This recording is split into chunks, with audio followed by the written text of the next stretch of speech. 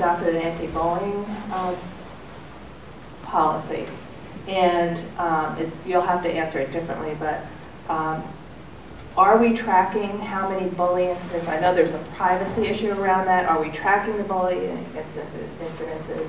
Are we then trying to get some information from the parents if they think it was resolved well in the school system? It doesn't have to be the situation, but is the board following this? Because we hear so often in other parts of the country that kids are actually killing themselves. They've gone to administration, the parents have gone to administration, they've reported bullying. And I know it happens in all schools, good schools, bad schools. And I think it's a really important issue, so I'd like to know, number one, if we're tracking it, how we're tracking it. If we're not, how would you all track it if you were on the board? So the first part of your question is really a question for the sitting school board, for the current school board. It's actually for everybody, but I know he has to answer it differently than the other. Yeah, so if you would just answer it based on your attitude about bullying and whether it should be tracked and how it should be tracked. Can I add one other point? And do you consider it a educational hardship? Oh, well that adds a whole other wrinkle to it. How long do we have? Okay, so let's give people a couple minutes to answer this. Does anyone want to go first? Mr. Pearl. Okay. I'm not on the board, so I'm not aware if they're tracking it. I have done some research into the bullying law, and it's not only our policy, but we are required to have it, and I think it's a good thing. One of the things that concerns me in looking at from the dynamics, not particularly here in our school, but if a teacher reports an incident and uses the word bullying, it triggers an event that cannot stop. A certain investigation has to happen. I'm concerned that there is some, not here, but there could be some wink, wink, don't use the word bullying until we're absolutely sure. Because the minute you do that, you have started this down. Now, the intention of the law was good, but when that comes into play, it could suppress people from reporting it as that. And what I found out, there is once that determination is made, then these reports have to be filed, it's time consuming and so forth. So for teachers to make what, I don't want to say an old school teacher, but just, if they just blurt out the word, he was bullying, that starts it. And there is a definite criteria for it. So that's one thing that I'm kind of interested, that kind of concerns me. Do I consider it a hardship? I have publicly made the statement, and I'll make it here. If I'm elected to the school board, I will not vote on a hardship. I am not qualified to determine that. I would go to the professionals that are hired, that are familiar with these laws and the actions of the students, and I would defer to them to tell me if they feel that that is a hardship under the law. I am not trained in that field, and I'm not going to make a random judgment based on some research I may have done on my own. Thank you. Thank you. Mr. Dugas. Yes, I know Hooksett is obligated to give a informative seminar about bullying to the parents and the community. And when I was in Manchester, I did work with several sessions or workshops developing their anti-bullying policies. And now a lot of the laws direct on what needs to be done, as Mr. Pearl said. But of course, it's an important issue, and it's not just we hear about the major incidents where kids commit suicide over the bullying and things like that. But it's not just that. There's a lot more going on that, having been in the school, I know there's a lot more going on, and it might seem little. It's not little to the kid. It's very important, and I think, as Mr. Pearl said, sometimes it doesn't get reported. So it's really something you got to watch out for as an educator and deal with, because it's out there. It's a lot different than when we were in school. Mr. Sullivan, you had your hand up? Yes. Actually, this policy was a bulletin requirement under the policies were adopted a couple of years ago. I happened to serve on that from the school board, and we made sure we included parents to be involved in that process. There are protocols, procedures, training, seminars and so forth that the parents and the teachers, especially the teachers, need to follow procedures on reporting everything. So there is tracking of that.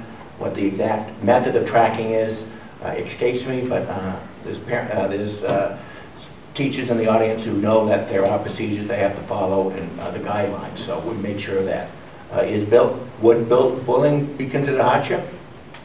To me, it would be, because you're being bullied at that time, and that would be the responsible of the superintendent, because the bullying is occurring at that school you're currently attending. So if the bullying is affecting your education, that's an educational hardship, and the superintendent and the staff has the ability to, without school board involvement, to do that. That is, bullying exists, what is occurring in the school that they're attending. Predicting what may happen at a school that you're not attending under bullying is hard to do that. We don't know. If they're going to be bullied at high school, then God forbid, I hope that doesn't happen, but if the bullying occurs at the high school level, then the same thing would be applied. The administration in that district, without certainly input, would say, yes, we need to have the student attend another school, because wherever they are at that high school is detrimental to their education, so they can be moved. So in that case, that bullying would be decided by the superintendent and not by the school board. Ms. Regan? I would say that I completely agree with Mr. Pearl and Mr. Judas that the bullying, you've got to make sure that it's documented. You've got to make sure that the parents from both sides are involved and engaged, and if not, take the necessary action over and above. It's when your child comes home crying every day because someone at school is bullying them, you've got to know that you're paying these educators to educate your child, not to babysit a child that's out of control. And you've got to trust that they're going to make those right decisions. You have to know that they have a policy and that you feel comfortable going to those counselors and teachers and saying, I need some help here. I've seen it. I've heard cases of it firsthand. It does happen in every school district, no matter where you go. But I believe it's the way it's handled, it's the way it's addressed, and there does need to be a record of how it was handled. And it absolutely has to be brought to the parents, because it's not just in school, it's also at home. That goes full circle. It can be in or out of the school. Thank you, Mr. David. I think I agree with everyone who's commented on this so far that bullying has to be addressed in a way that there's documentation trails and ways we can address it.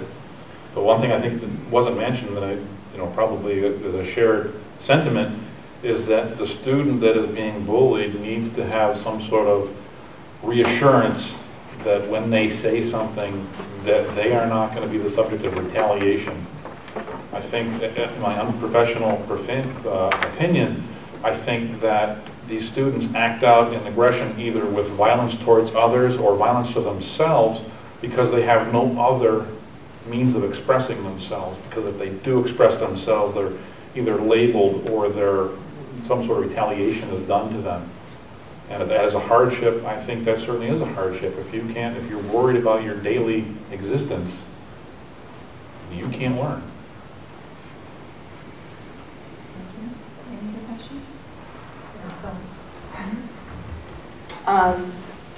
As a Hooksett school board member, when policies are being reviewed to be voted upon, and you're finding that there are no parents or any public input occurring, how would you go about? Would you be proactive to get parents there? Would you get information out?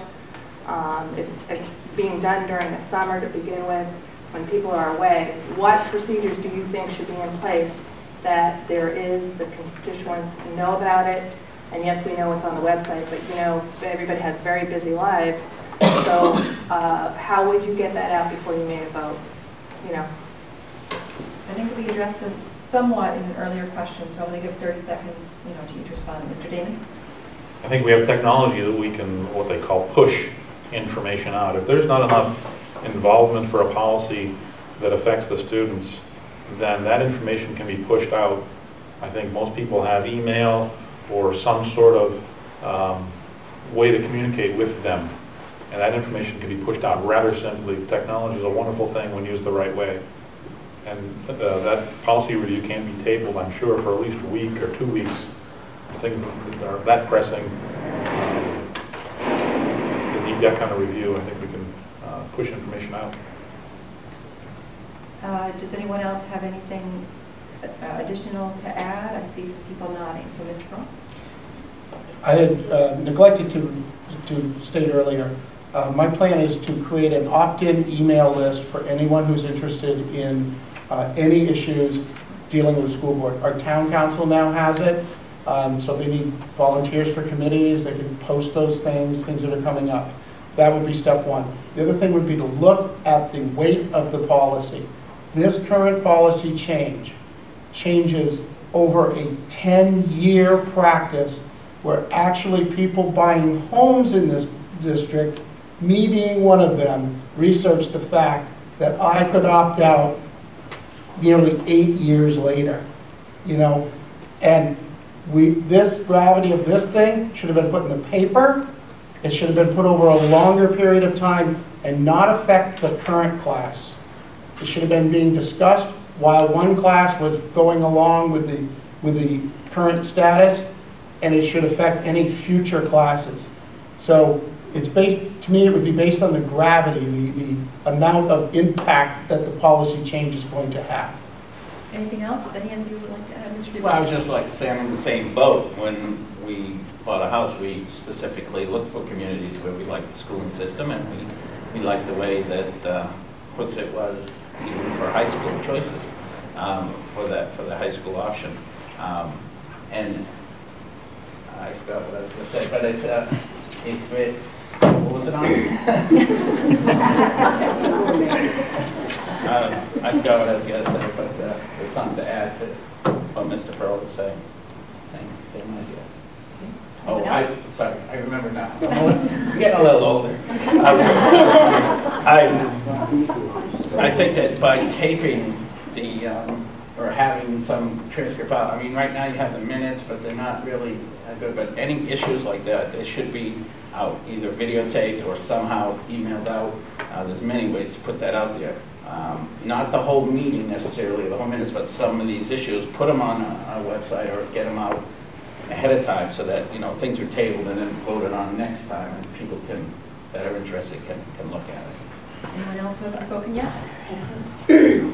I think when you have an issue that has such an impact on a group that large in the community, and that people have planned ahead and planned their education for their child, and they're laying out those plans, when it's going to impact someone that much, you need to hear their input, and you need to hear what's going on. So I truly believe that it seemed that things were kind of done in a hurry and behind closed doors, and the public and the community should have been a lot more involved, because this is impacting a lot of decisions that aren't being made tomorrow. These decisions were made yesterday. These decisions were made a year ago.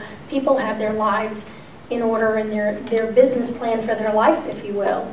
And that just blew up a lot of people's plans for their future. And I agree that it should be out there in the public so we can hear those opinions prior to making a decision. Anything else who hasn't spoken? Certainly if there's more ways to communicate what's going on, the better. Videotaping is key. This council does not videotape yet. Hopefully it will be starting next Wednesday. That's the first time any official town meeting will be videotaped. We have policies, first readings and second readings. We did receive input on these, which prompted it to be tabled and pushed it back from a 2-month review period. So it was 2 months before we actually, from first reading to adoption. But looking back at the minutes, the issues regarding asking the reasons for requests and so forth have been going back to 2008. And we just need, and unfortunately, we need to eliminate the notion that the contract is a school of choice contract. It is not. It's such attendance on a case-by-case basis. I'm going to ask a question, which is, it is my personal belief that readiness for kindergarten